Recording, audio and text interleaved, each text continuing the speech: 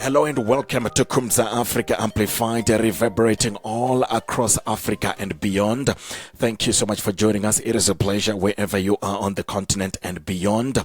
In this episode, I bring you an exclusive panel discussion with Africans who are making an incredible contribution to our beautiful continent of Africa and its development trajectory. They will be joining me as we engage in a conversation about various topical issues unfolding here on the African continent. I hope you enjoy the conversation.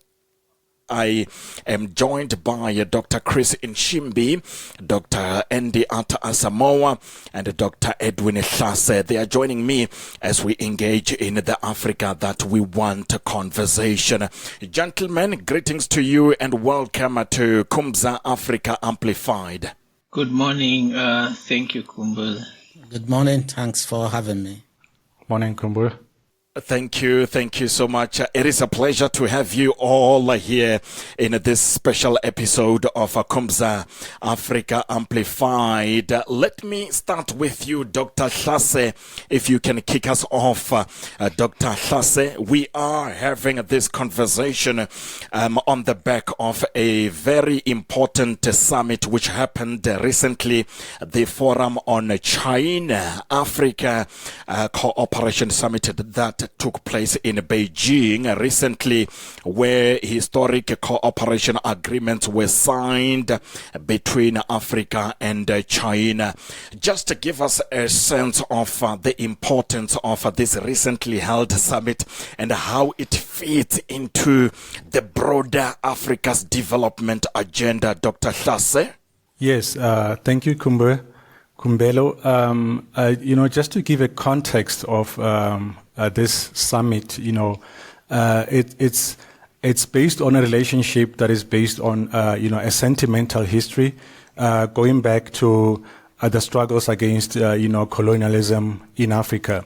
But just to come to the modern time, especially going back to the establishment of the FOCAC in 2000,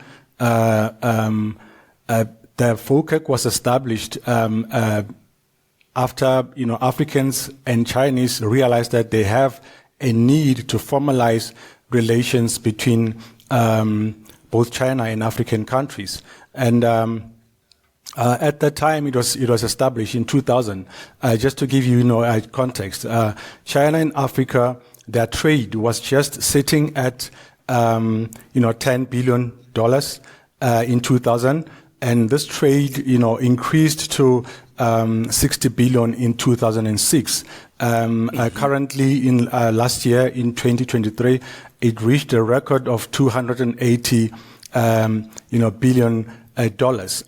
So this was, a relationship which, it was based on a common interest of coordinating relations between the two countries, the two sides, and in a sense, thinking that, it's a unified entity, but actually, it's different countries. So they both have a common need of coordinating relations because, as you know, China and Africa, they often see themselves as sharing a history of, imperialism, having suffered imperialism and all that. But in modern times, especially after 1991, when China faced a backlash for its handling of the Tiananmen Square saga, if you know about what happened in Tiananmen in 1989, there was a backlash against China, but it found, unity or solidarity with African countries. And then they strengthened relations from then on and then established a strategic partnership in 2000. And from that time on, the relations have been going from strength to strength. And China has become one of the largest investors on the African continent, but also when it comes to trade, in 2009, to be clear, China overtook the United States as Africa's largest, trading partner.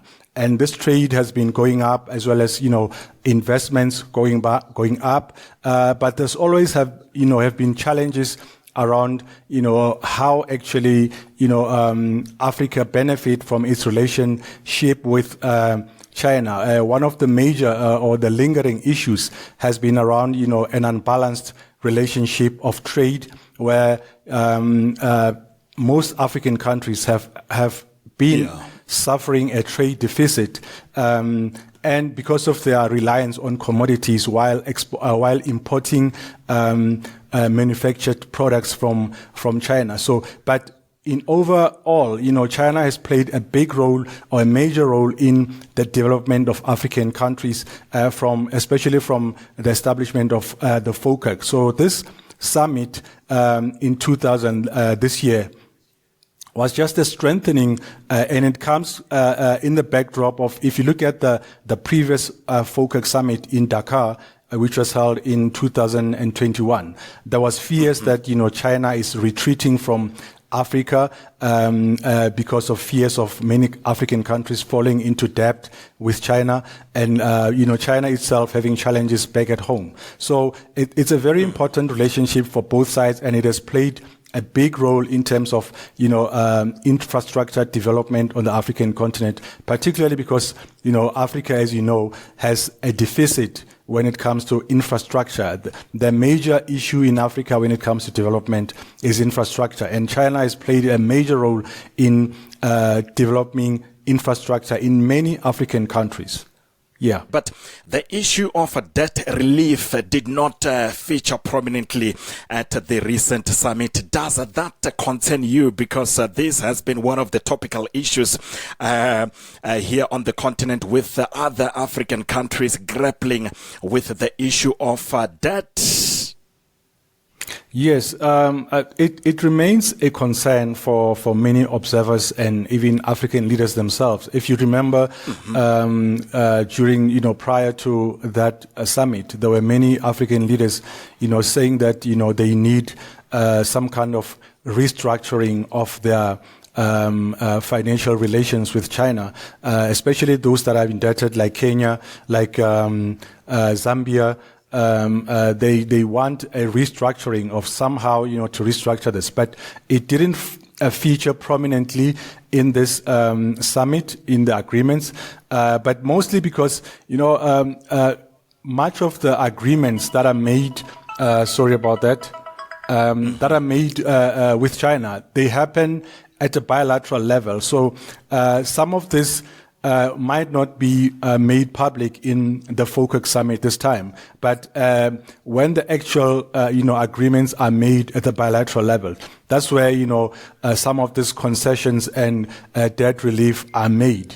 So there's still a lot of engagement that's still going to happen, because while agreements are made at the multilateral level in the FOCAC summit, but the actual agreements are made at the bilateral level, and this is where some of those debt relief agreements, come into place. So we're still going to wait and see, and just see what will be the outcomes, going forward between the bilateral agreements, because these agreements that they have made in the FOCAC, although it is 51 billion was pledged by the Chinese to assist African countries, it's still, the actual signing still goes to the bilateral level, where the actual terms of agreements are going to be made. So we're still going to see how things are going to progress going forward.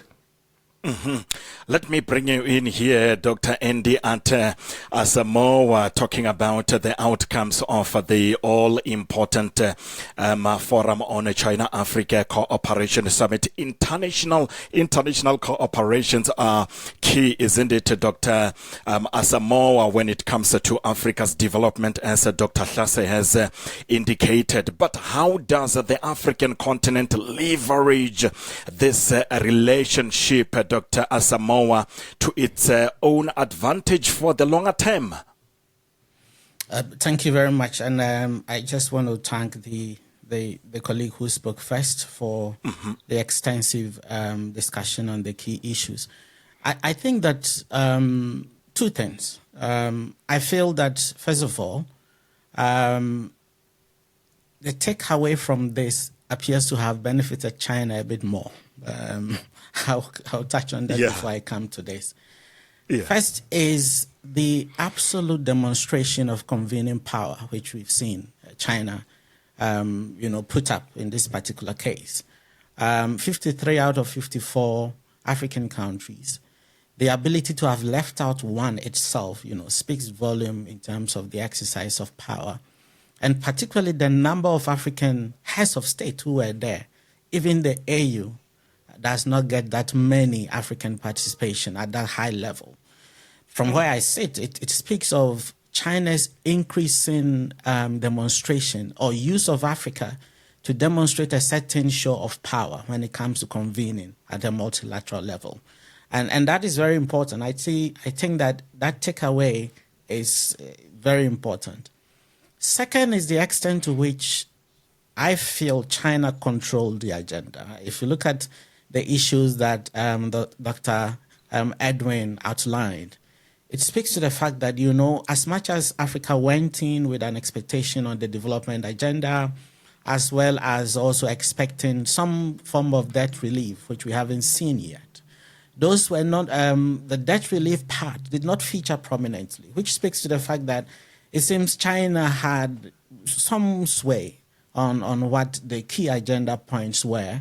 And if Africa had its way, debt relief would have been a major part of the discussion. It wasn't. Mm-hmm.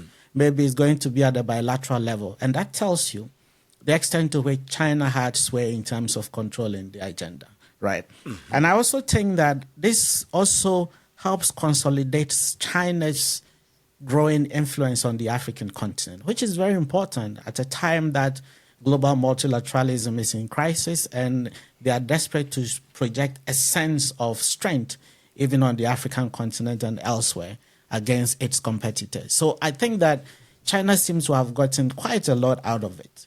Now, coming to the issue of how do we leverage this, I think first of all, we will need to be looking internally. We will have to be responsible to the commitments. The number of countries that Dr. Edwin mentioned as having defaulted, whether it's Zambia, Ghana, and the rest, speaks to the fact that as much as we have an opportunity to have an alternative to the predominantly dominant Western, relationships, which hasn't necessarily provided the kind of answers Africa has, we are defaulting already. And if at all, we are misusing that opportunity because a lot of the borrowing that we are seeing hasn't matched our ability to pay, which in a way we are driving ourselves into another form of crisis. And I think down the line, the whole conversation around, HIPC, heavily indebted poor countries will have to come into this way, onto the discussion table.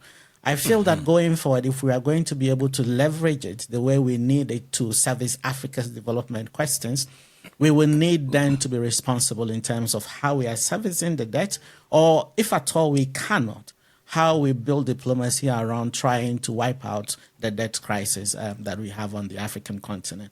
But most importantly is the need for Africa to be very clear and link whatever promises that are coming through, whether it's going to be serviced at the bilateral level, to the kind of global African development agenda, whether it's in terms of the Agenda 2063 and the very detailed provisions we have as a roadmap for developing the continent.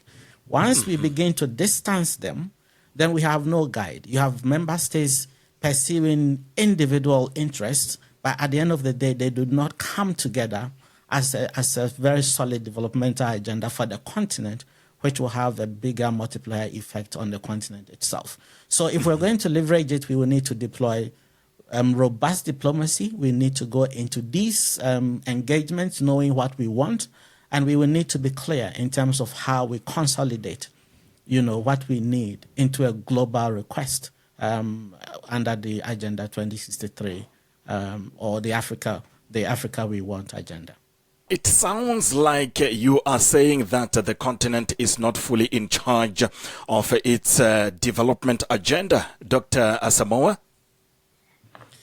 Well, at the moment I can say yes. You'll be disappointed that I'm saying yes. And I'm saying yes because, when it comes to defining where we want to go as a continent, The Agenda 2063 and all its provisions are fantastic, but we have not bought into it. We are far behind where we need to be in terms of the trajectory for achieving its provisions. So in one part, we are making commitments and talking all the nice things. In another, we are far away from putting in place what needs to be there for us to go in the right direction. And again, when we go into these partnerships, all these numerous partnerships where all our leaders line up to meet one country, right? It raises questions. And if that agenda is not the blueprint for what we are asking of those engagements, and we are still going to go in our individual, pursuits, different from what we've collectively decided should be the blueprint for the continent.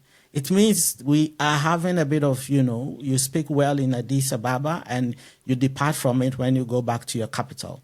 Again, there are certain fundamental, development ingredients which we will need to be able to leapfrog. And job creation is one of them. The building of industries in our villages, in our districts to provide jobs, attracting know-how.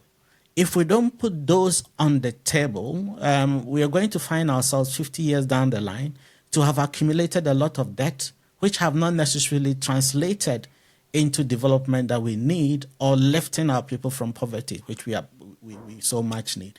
And so from where I sit, I wish we could, overturn who controls what, so that it will be based on what we are asking for, based on our needs, defined by what we collectively agree needs to be done. If that shapes what we are asking for, I would then define it as being in charge of what we want out of these partnerships. And by the way, it's not just the China's part of this engagement. There are many more partnerships which are all over the place. We go in, we enjoy the diplomacy, we take the pictures, but the outcome hasn't necessarily always served the continent. And I think that is where we need to start by redefining the engagements. Dr. Nchimbi?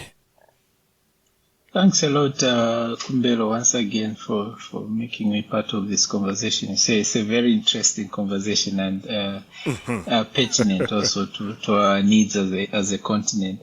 Yeah. I do agree with the sentiments that both Dr. Asamoah and Dr. Hlase have shared. I think we... in terms of plans and frameworks, we are actually on a good footing as a continent. The African continent has all the instruments, it has all the plans and the blueprints that it needs for it to achieve what it aspires to achieve. It only becomes a problem, I think, at the level of implementing whatever it plans to do. And I think it starts with the notion of harmonizing whatever policies each individual country has in order to achieve the aspirations that are put down or laid down in instruments like the Agenda 2063. So there's still a lot of work to be done by the continent in terms of first of all, coordinating its activities and making sure that it is on the same page. The instruments are there, but the question is, are the countries really agreed on, if they say the Africa we want, are they really agreed that this is the Africa we want? And then to what extent do they actually now adopt what is in the instruments that they designed for themselves? And then there's need to put house in order and speak or act with one voice. I think that would be able to strengthen the continent in that sense. What should be done as a matter of agency to get all the countries to speak with one voice? That's a very difficult question. I mean, if we had answers to that question, we would be, off the charts all the time, and we'll be celebrities, maybe celebrity academicians. Yeah, but you see, if you compare. So we're talking about, for example, we're talking about China and Africa engaging with each other. China is one state, okay. It's a unitary state, if you think of it in that way. So when it comes to formulating policy and coming up with a position on how it should engage Africa, it's easier to achieve. But Africa is a group of 54 countries. And yes, we are aspiring towards being a united Africa. But at the same time, the different states on the continent have different priorities, they have different needs.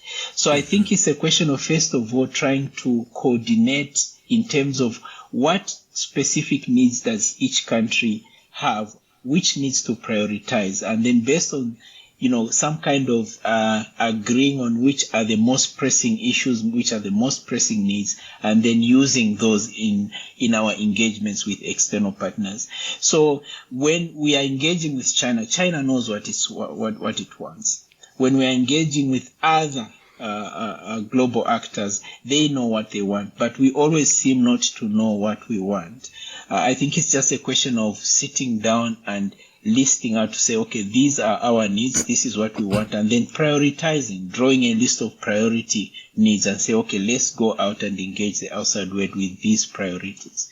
So it's a question of really harmonizing, coordinating, putting our acts together, and let's go and engage the outside world with that. Are you getting a sense, Dr. Hlase, in light of what Dr. Nshimbi has said, that perhaps we need the Agenda 2063 needs a tweak? Yes, I agree with Prof. Nshimbi. But, just to highlight some of the major issues that, Africa continues to face. Remember, Agenda 2063, one of the main goal of that regional integration is about entrenching democracy, making democracy a form of governance across African countries. And when you look at African countries at the moment, there's so much division about even the meaning of the term democracy, the terms such as human rights. There's so much divisions about, what is human rights. I remember, for example, in Kenya, during, I think it was the previous president, Kenyatta, when the issues of LGBT were brought to the fore by international media. I remember him being interviewed by CNN. He said that the issues of human rights should not be dictated to us by the West. It should be something that is determined by the Kenyan communities themselves. So, and this is the same thing that is happening for example, in Uganda, where they hold different views about the meaning of human rights. And when you look at Agenda 2063's vision of what is human rights and, how to achieve that, it's about liberal values that are held by, Western countries, those kind of values that are sacrosanct in those countries. And this is the type of vision that the AU has for Agenda 2063. So when you look at currently, around those divisions, even including things like governance. Looking at the African continent, for example, we have an absolute monarch in Eswatini. We have now currently military juntas leading countries in the Sahel, Niger, Burkina Faso, and we have what is often called illiberal democracies, where there is democracy, but there's no freedom in the sense of the true meaning of the term, freedom. So you get the sense that it is going to be very difficult to get every African leader on board about the idea of democracy, about the idea of human rights. And this is, it is something that it doesn't sit well with many African leaders. Think about the Equatorial Guinea leader who has been in government for more than, I think, 40 years now. And, when you talk about regional integration,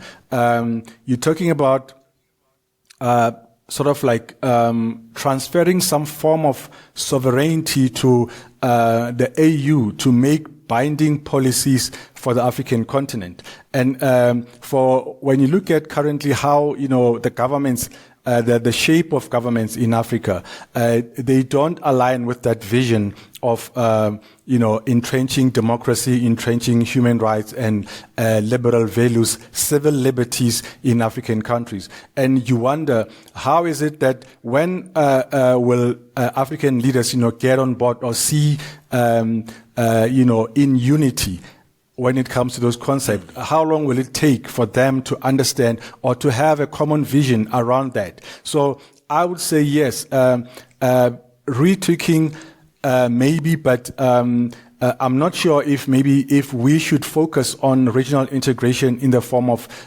political integration, but maybe if we can focus on economic integration, maybe that can somehow eventually lead to leaders realizing that if we are interdependent economically, then it might be easier to eventually integrate politically. But if we are focusing simultaneously on political integration as well as economic integration, it raises fears whether those goals are going to be achieved by the year 2063. What kind of a role do regional organizations such as SADC, ECOWAS, the East African Community Organizations, all of these organizations that we have on the continent, what kind of a role do they play to make sure that the goals of Agenda 2063, which is a blueprint for the continent, are being realized? Dr. Hlase? Yeah. They play an important role because remember when they first emerged, they were the idea was that they are going to form like the building blocks towards the end goal of regional or continental integration. So the idea was that first integrate the regions, the small regions, and then ultimately we get to the continental integration. But even those regional communities themselves, they are facing great challenges. You can think of ECOWAS at the moment, where much of those countries that have suffered coups, they are part of that regional group. And remember in 2000, is it last year when Niger had a coup and the ECOWAS wanted to intervene in that. And then there were fears of a regional war when, Burkina Faso and Niger wanted to come together, to fight against the ECOWAS if they had to intervene. So, there are major challenges themselves within this, regional economic communities, but they do play a major role, in, the ultimate goal of continental integration. Yeah, Dr. Hlase's points actually make me now start to wonder about the African continent.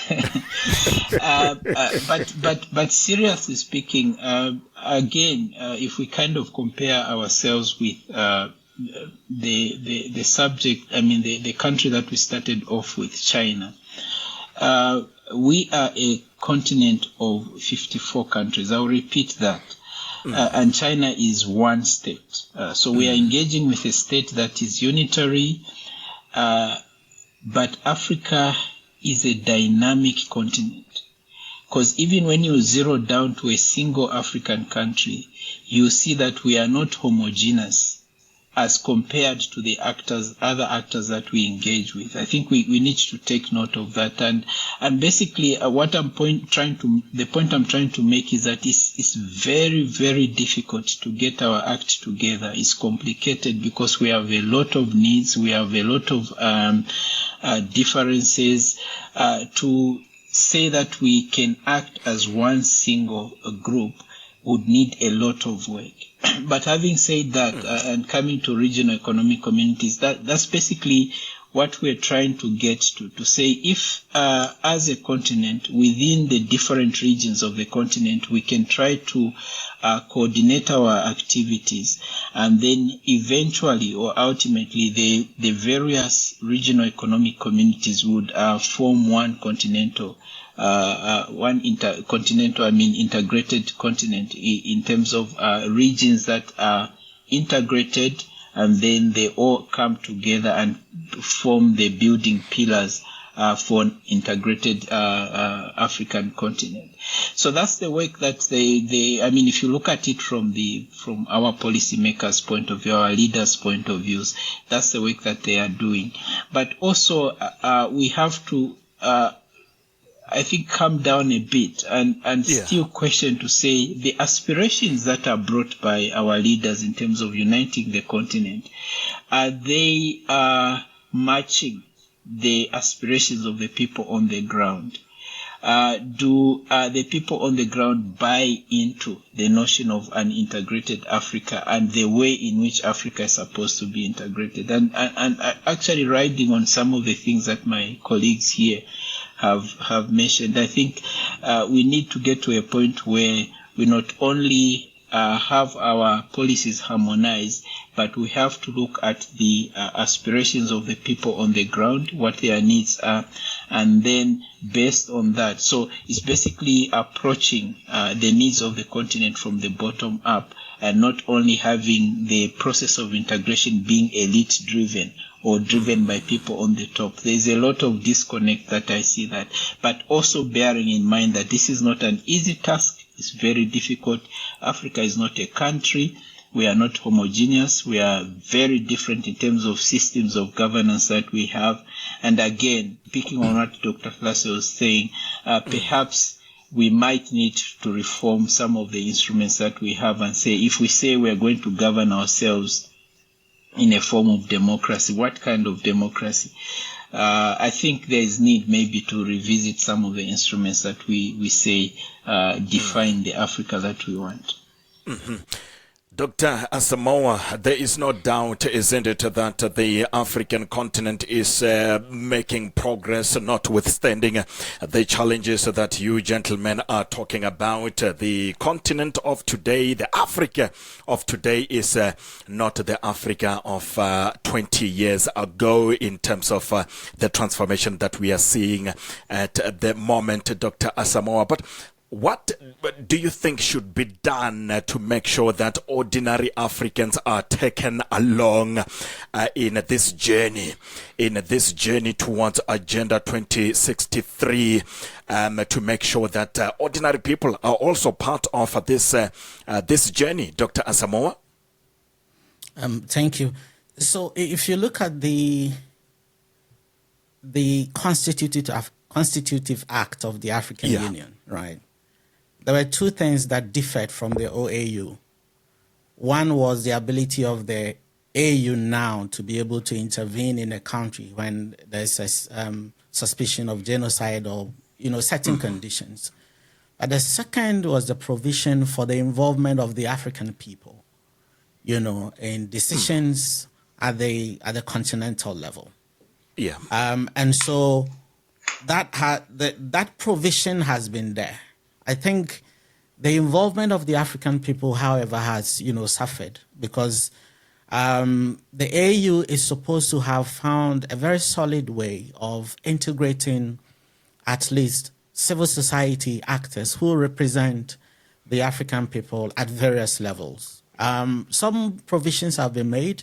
There are institutions that have been established to champion the involvement of African, people's voice in continental decision-making. If you look at a unit like ECOSOC, which is supposed to mobilize civil society organizations and channel their inputs into continental decision-making, there are units within the African Union Commission that is supposed to even engage the diaspora to channel their inputs into continental decision-making and similar structures.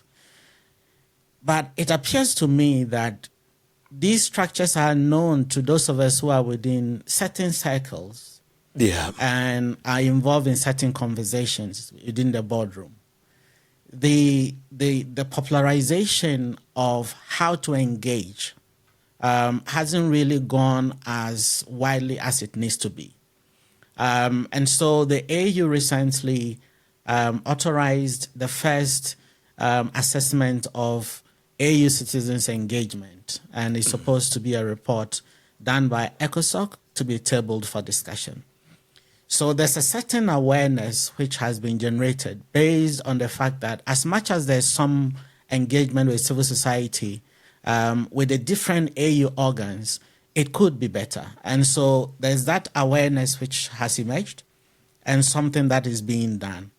And that is also an appreciation of the fact that the avenues are there, the meeting routes for inputs are there, but harnessing the wider representation is lacking, and so that could be improved. That also means that the extent to which our media engages, AU leaders, engages continental actors and regional leaders in conversations like this, which is supposed to reach the people, is paramount. Because, the primary goal of a decision maker at the African Union is not to get up running from radio station to a radio station educating the masses. But if we reach them and seek their voices, or at least seek their ears on key things that the people are saying, it's most likely we are going to channel inputs into that. That is something that we really also on our part as citizens will need to up our game in terms of how do we make inputs into that. But all that said, I feel that access to certain decision-making platforms still remain elitist. It still remains people who understand multilateralism and all of that. But that is the nature of it. The AU, whether it's SADC, ECOWAS, and all of those, still remain multilateral spaces. So we still have to figure out how the interface with civil society and civil society's interface with the people can be smooth enough for information to be channeled both ways so that it's not hindered. As much as you want African citizens to be involved, it's not going to be ideal for everyone on the street to want to be part of the decision-making process. So the structures for channeling information is something we will need to iron out and hone out much more strongly going forward. Mm-hmm. It is even more challenging, isn't it, Dr. Asamoah, when you talk about the citizen engagement when it comes to continental decision-making process, when we still have pockets of conflicts in other parts of the continent. The cases in point being what is happening now, the ongoing conflict in Sudan and the eastern part of the Democratic Republic of Congo, isn't it? Yes, and these two particularly define the weaknesses that we are seeing at the continental level. I expect that we should have made more progress, especially following the reform of the African Union and the attempt, at least expressly, to establish, strong institutions and robust diplomacy to be able to deal with these. But what we are seeing is that the translation of the decisions and frameworks, as Professor Nshembe indicated, into actual implementation is really where we are struggling. And Sudan is one case where, despite everything we have, the AU, the regional economic communities, the consolidation of African effort to address such an important country's problem has not been robust enough. And so, again, it's a situation on our hands, which is a reflection of Africa's challenges, but those who are fronting it are actually not Africans. Those who are leading, the efforts to try and address it, majority of them are not Africans at all. If you like, the African Union is doing something through, Ibn Chambers, but a lot still remains to be done. Africa reacted late, and so we are far behind the curve in terms of arresting the actual evolution of the conflict on the ground. If you go to DRC, the complexity of the issue itself hasn't allowed an easy entry for Africa's response. And we are struggling again because, first, the diplomacy on the ground is not commensurate with the complexity of the issues that DRC is facing and the international dimensions of that conflict. What we will need is for particularly the AU to be able to, untangle the external complexities of these things, try and at least isolate those that can be handled at that level, so that what needs to be handled on the ground domestically can be done in a way that doesn't come, with international dimensions that are complex to be dealt with locally. Unless we do that, we will continue to have these conflicts snowball and worsen. And we are seeing how, the Sahel countries gradually are going down and down. And these are cause for alarm. As we sit, I can confidently tell you that as much as a lot has been done about Africa's peace and security over time, we are still in a very, very precarious situation. A point where violent extremism is extending and widening, and the number of actors involved are actually increasing. And so that raises a lot of questions about how we are doing a lot of things on the continent and within the regions. It sounds like the next chairperson of the African Union Commission has got his work cut out, isn't it, Dr. Asamoah? But let me bring in here Dr. Nshimbi. What kind of qualities do you think the next chairperson of the African Union Commission must possess in order to address the problems that Dr. Asamoah is talking about? Yeah, again, from the kind of challenges that we face, you see that it's not an easy task or job. It's a job that I don't envy, or even anyone who occupies that position. First of all, I think the position itself is challenged by the nature of the union that is formed by the African Union. I think both Dr. Asamoah and Dr. Tlase have alluded to this, especially the fact that the African Union is an intergovernmental organization. It can only act up to a certain extent. It doesn't have that power to enforce, for example, resolutions and decisions that are made at the apex of the organization. So countries on the continent haven't fully surrendered the sovereignty of policy making and decision making to the continental body. So in a sense, the head of the union is limited in their ability to enforce whatever resolutions or decisions are made on the continent. So you would need somebody that would be able to, first of all, get a lot of buy-in from member states and heads of member states in terms of whatever resolutions and decisions that the continental body makes.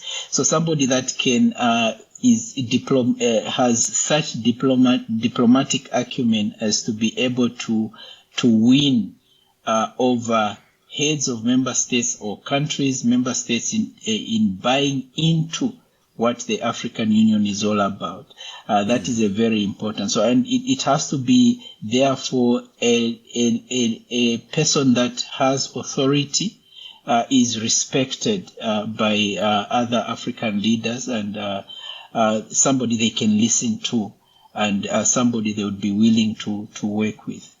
I think those two qualities, they respect the authority. They should be able to command authority, but they should be a very good diplomat to be able to engage with the various countries on the continent, and also have them buy into the aspirations of the African Union Commission. The ability to engage with various countries on the continent, it is an important point that you are making there, Dr. Chris Nshimbi. Dr. Tlase, what are you looking for in the next African Union Commission chairperson? I think it's as Prof. Nshimbi has mentioned, it's going to be very difficult for the next AU chairperson, because of the myriad of challenges that the African continent is facing. And I just wanted to highlight also one thing, that how major powers like China and or the US is influencing African countries, but particularly China. China is unwittingly, driving the African countries to a direction that is not in line with the African agenda of the 2063 agenda in particular. China, if you remember, is a country which has achieved tremendous economic development, uplifting more than 800 people out of poverty in such a very short space of time. In 50 years, China has achieved, such, tremendous, success. And then this, for many African countries, especially African leaders, it proves to them that, the much touted or much, advocated for type of governance, which is democracy and liberal democracy, is not it might not be the only answer to achieving development and success and prosperity for your citizens. So it also influences African leaders to think that democracy and liberal values might not only be the only option. So the next AU chairperson is going to be faced with that challenge, because many leaders on the African continent are influenced by the success of China, and even the AU leader himself or herself, whoever is going to come, they are going to be faced with the challenge of how to unify African leaders and to see or to be brought into the idea of Agenda 2063 and the major goal of entrenching democracy and regional integration on the continent. Among the candidates that are vying for this position is the former president of Kenya, Raila Odinga. Do you have any preferred candidate, Dr. Hlase? To be honest, I don't have any preferred candidate, but because we have an AU which is promoting the ideas of democracy and human rights. I think we should have someone who has those kind of ideas. When you look at Raila, he has some issues in his own country where he has, challenged the Kenyan government, challenged the outcomes of elections, not only once, but, even with the previous president. So for me, I don't think he's the right person. I might be a bit biased, because I'm speaking from, a country which, we enjoy these freedoms of democracy. We enjoy those freedoms of, wanting to hold our governments to account. So I might be biased. I don't know, maybe the views of some people who don't come from democratic countries. But for me, I prefer someone who promote these ideas that are, attached to the idea of regional integration, attached to the ideas of Agenda 2063. Mm-hmm. Dr. Asamoah, do you have any preferred candidate amongst the candidates that are vying for the African Union Commission Chairpersonship? No one in particular. I feel that there are a number of, if I could add to the list of, qualities that we need someone who understands Africa's current challenges very well. The weaknesses of the African state, the economic issues that we are struggling with, the lack of jobs, which is mobilizing a whole army of young people who are desperate, for answers. We need someone who understands that very well. We also need someone who understands the current crisis and the fact that as head of the African Union, you have a role to play, trying to engage externally to provide certain answers that diplomacy can offer, and most of all, understanding that Africa will need to engage with actors in a way that works for the continent. And then, you need to be able to mobilize, as Dr. Hilache said. You need to be able to mobilize member states to come with you to implement an African agenda in a way that they will be unflinching in the pursuit of the Africa We Want agenda. That is what we need. Now, in the past, the weaknesses we've seen with the chairs, or at least the experiences have shown that if you bring someone who is very low when you are ranking leadership in member states, they are easily, pushed aside by presidents. They don't get respected, and so they find it difficult to mobilize them. And so you need someone who can play within the league of African presidents, but someone who is Pan-African also enough to be able to drive them in a way that they are respected. If you look at all these, put them together, it appears to me that Raila has some key skills going for him in this particular domain. But the challenge that Raila is going to face is that there's a perception that he's more or less a project of his own domestic politics, and those who do not want him to be part of the goings on in Kenya. And so he's being pushed with state machinery that is robust, much more pronounced, and much more, out there than the others. And so if you look at the extent to which he is lobbying and going about, the appeal for support among member states, he appears to be way ahead of the others. But many are concerned about the fact that he should be retiring at this particular point in his career. And so the ability for him to run around Africa, he might not have that kind of energy that others, that he needs for this particular job. And those are the things that are going against him at this particular point. So I see him now as maybe being ahead when it comes to the most likely candidate to win, but he may not necessarily provide all the answers that Africa needs now of the leader who takes up the chairship.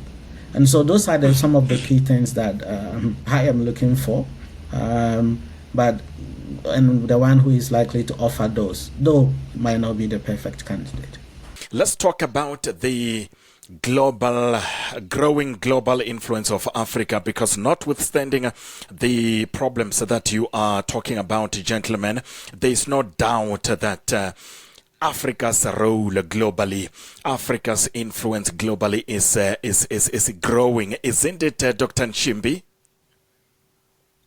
Yes, and actually, in addition to what Dr. Samoa was saying, and following on the question that you asked about the African leader, what was just passing through, African Union leader, what was just going through my mind with regards to the quality of such a leader was somebody who is able to kind of stand up to and withstand external pressure. And here by external pressure, I mean, I think what we haven't really expressly mentioned in our discussion so far is that, and I'm not trying to take away agency from Africa. Africa has agency, but we do face a lot of external pressure as well. External as in pressure that comes outside of Africa, and attempts to influence the ongoings on the African continent.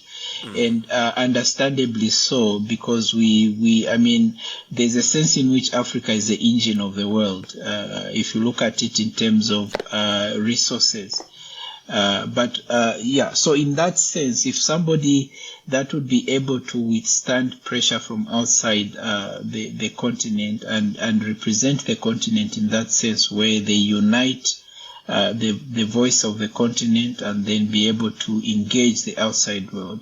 So Africa is very influential. It's at a point where almost every other global actor seeks to court it, if you like. And that in itself speaks about the influence that it has. The only challenge, I think, still as we've been kind of lamenting in our discussion here, is the ability to leverage that unique position that it has in the world to benefit the people on the ground. But I do agree with you that Africa is a global actor. It does have agency. It can engage, but still boils down to the ability to put our acts together and engage the world as one united continent. And then I think that way it would be a force to be able to influence the activities of the international system. Mm-hmm. Influencing the system of the international system, Dr. Nchimbi, but there are issues relating to the reforms of the United Nations. The United Nations General Assembly will be taking place this month. African heads of state will also be attending this important global event. Let me come to you, Dr. Hlase. What will it take for the global body, the United Nations, to have these reforms being effected as Africa has been calling for many years? I think we are on the verge of having like reforms implemented in the UN Security Council in particular. But the thing is, the issue about the permanent members of the Security Council does not really lead to solutions to much of the issues around the world, especially in Africa, because any decision made by the Security Council, it can be challenged by just one power who has veto power. So even if they agree, but if just one power who has veto power, challenges that resolution or decision, then it's not going to be implemented. As we have seen with the issue of Israel currently. So for me, I think the major problem with the UN Security Council in particular is the veto power. If we can remove that and have an institution that relies on voting, I think it might lead to a much more effective way of finding real solutions to the world. Because if it will be dependent on voting, it will be up to the majority to find solutions to whatever is being discussed or being debated, rather than leaving issues to a few members who have veto power. So I do agree that we need a permanent seat as Africans in the UN Security Council, but I don't think that will actually lead to real solutions to much of the problems that we have in Africa and around the world in general. So the major problem with me is the veto power. The veto power is indeed, Dr. Asamoah. So, in a way, yes, because it does not align with the global expectation or modern expectation of justice in terms of representation. But it is not surprising, looking at the composition of the international system and where we are coming from, right? The fact that the veto-wielding members are literally the ones who had what it took to have taken us to another war, and so needed certain privileges within the Security Council to safeguard against the misuse of the authority in the UN Security Council. Be that as it may, that's where we find ourselves. And so the push by Africa through the Zolwene Consensus to say we need at least 2 permanent membership of the UN Security Council is in the right direction. I think the recent pronouncement, which seems to suggest that the US is supporting that, is also in the right direction.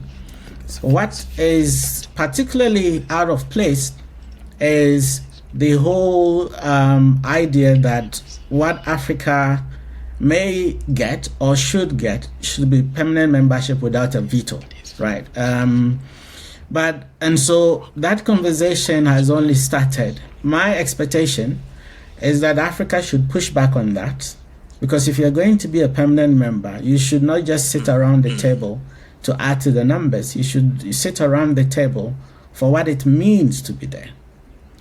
That said, however, I think Africa is behind an actual interrogation of what it means transactionally, or the cost of being a veto-wielding member, and whether or not we have member states who are ready to foot the bills, who are ready not to be tossed around by other veto-wielding members, and who are ready to pay the price to represent us at that level. And again, whether that country will be ready to represent Africa and not themselves.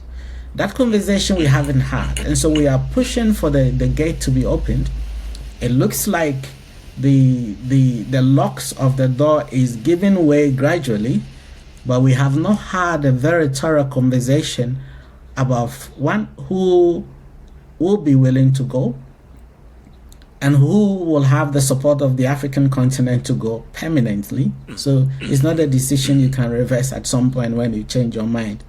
Who has earned the right to represent Africa at this point? Who has the money and willingness to, put that much cost on the heads of its taxpayers to be there? These are things we haven't, thoroughly analyzed. And if we don't, if the request is that we should present two countries, we are going to be very, very confused. Which country are we going to give it to, and by what criteria? And so I feel that at this point we should already be having that conversation, because there are, indications that we are inching towards the support of some members of the P5. And so we need to quickly reorganize ourselves, switch into a step 2 mode, as much as we pursue a step 1 of saying, yes, we need to be given the right to be there, and to see who is supposed to go at this particular point in time. Veto wielding should be a must. If not, we are better off not going at all. But we should have countries that have what it takes to stand for Africa, and has the money not to be tossed around by others, just as an addition to, the numbers on the Security Council. That will be a disaster for us if we go that way. Do you agree, Dr. Hlase? Yes, I agree. I had rumors that we have two countries that in Africa we want to take to be part of the UN Security Council as permanent members. And those two countries which I had was South Africa and Nigeria. And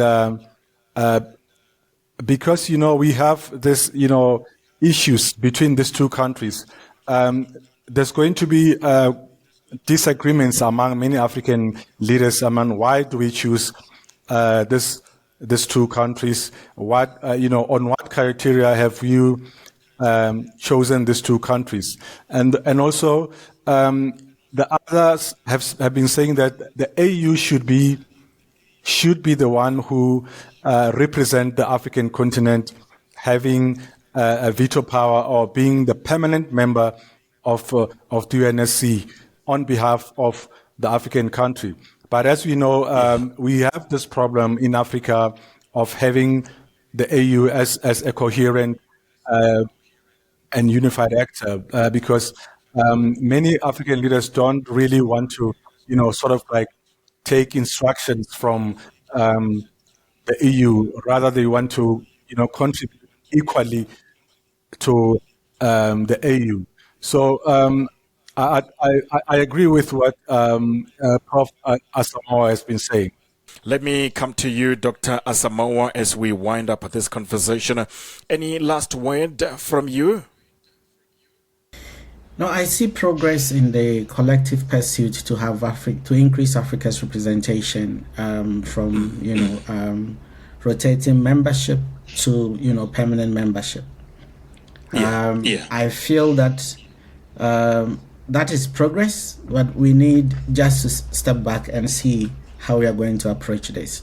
As Edwin indicated, there are people who are saying it should be the AU that will be a disaster, because that will completely turn international relations on its head. The AU is not a UN member, and it is not a state.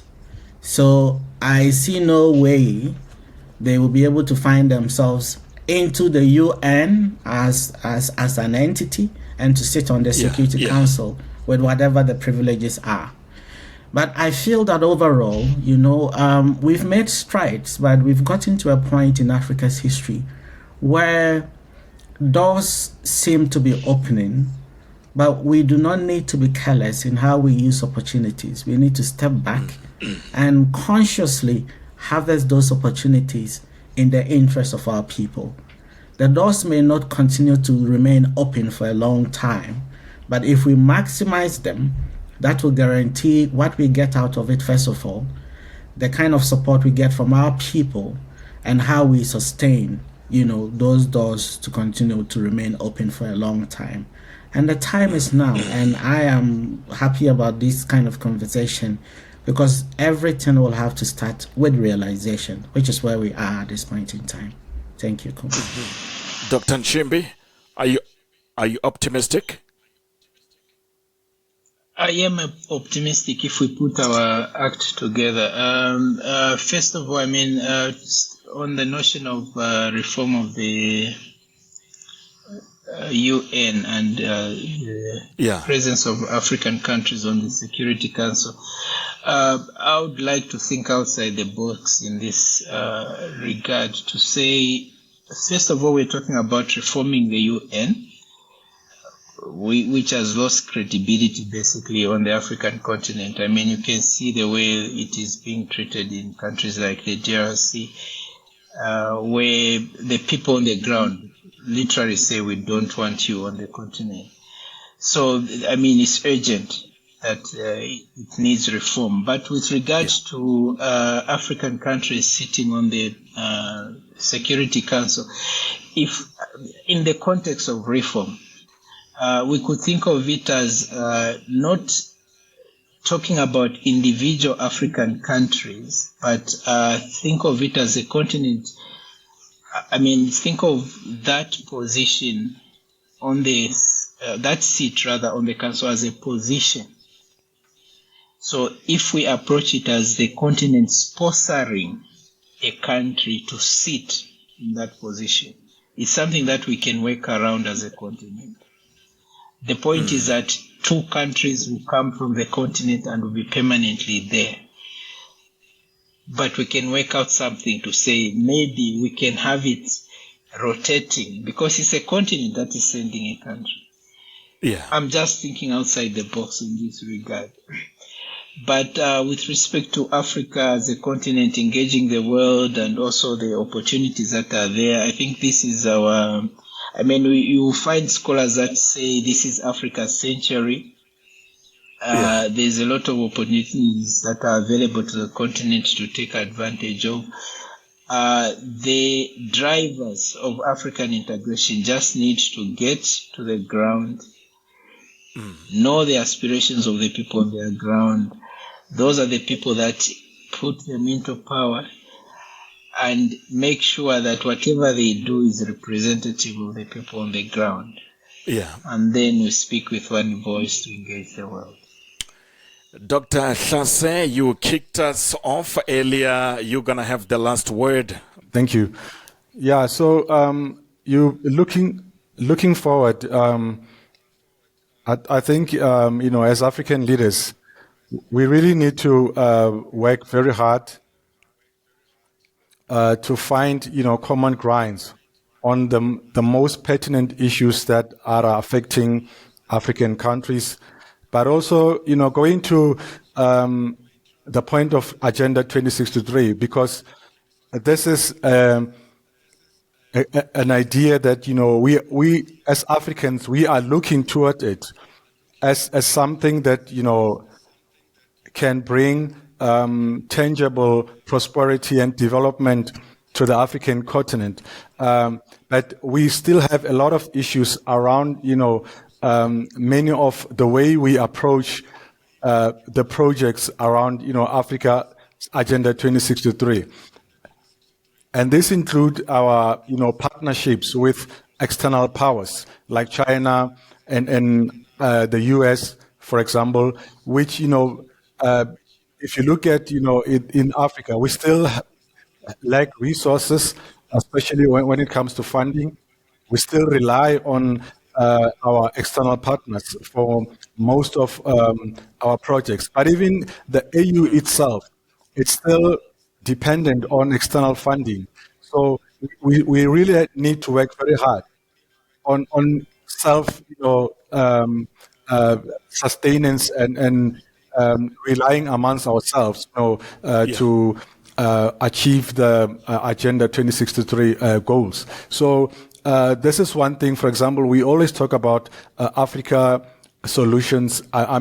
African solutions for African problems. But how are we going to achieve or solve African problems in a way that really, is in an African way if we ourselves are still dependent on funding, for example, which is a very important, factor, because once you are funded by others, those that are funding you, they do have an interest on how you implement, those, projects, because they have an interest by themselves. So we really need to work very hard on finding solutions for ourselves, but particularly when it comes to funding, much of our institutions, like the AU itself, institutions like our RECs, the regional economic communities. So we still have a lot of work to do when it comes to achieving our strategic goals, like Agenda 2063. So I think it's going to be a lot of work. And when it comes to another point was involve ordinary citizens. That is very important to involve ordinary citizens. And another way to involve that is to include organizations like NGOs and other civil society groups to be part of the decision making in African governments. And in South Africa we do have that luxury, but when it comes to other African countries, we still have a challenge when it comes to that. But also in the AU itself, to include NGOs, to include civil society organizations into the discussions and policy making. Thank you, Kumbelo. All right, Dr. Edwin Hlase, Dr. Chris Nshimbi, Dr. Andy Atta Asamoah. Gentlemen, it has been a pleasure having you here on Kumza Africa Amplified. Thank you so much for joining us. They have been joining me here on Kumza Africa Amplified as we engage in the Africa That We Want conversation. I hope you have enjoyed the conversation. Until next time, it's goodbye for now.